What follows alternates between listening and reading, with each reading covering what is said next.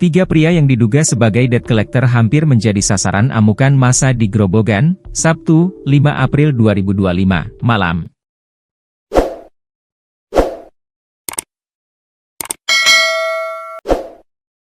Mereka mencoba mengambil paksa sebuah mobil Honda Brio di Jalan Purwodadi, Solo, tepatnya di dekat SPBU Sukorejo, Desa Krangganharjo, Kecamatan Toroh, Kabupaten Grobogan. Pemilik mobil yang berusaha mempertahankan kendaraannya sempat berseteru dengan debt collector, sebelum ditolong oleh warga sekitar. Dihimpun dari berbagai sumber, kejadian tersebut bermula ketika seorang pria berteriak minta tolong karena merasa mobilnya sedang dirampok.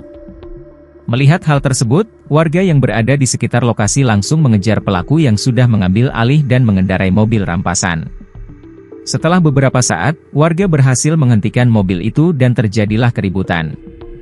Tiga pria yang mengambil mobil mengaku sebagai utusan dari perusahaan pembiayaan dan bertugas menarik kendaraan karena keterlambatan pembayaran angsuran.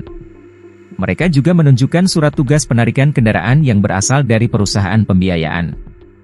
Meskipun demikian, tindakan penarikan kendaraan di jalan raya itu langsung mendapat respons negatif dari warga yang menilai hal tersebut sebagai perampasan.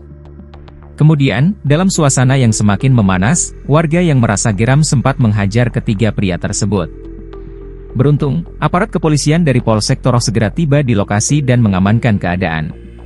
Dari informasi yang berhasil dihimpun, diketahui bahwa pemilik mobil merupakan warga Klaten. Begitu pula dengan ketiga pria yang terlibat dalam penarikan kendaraan tersebut juga mengaku berasal dari Klaten.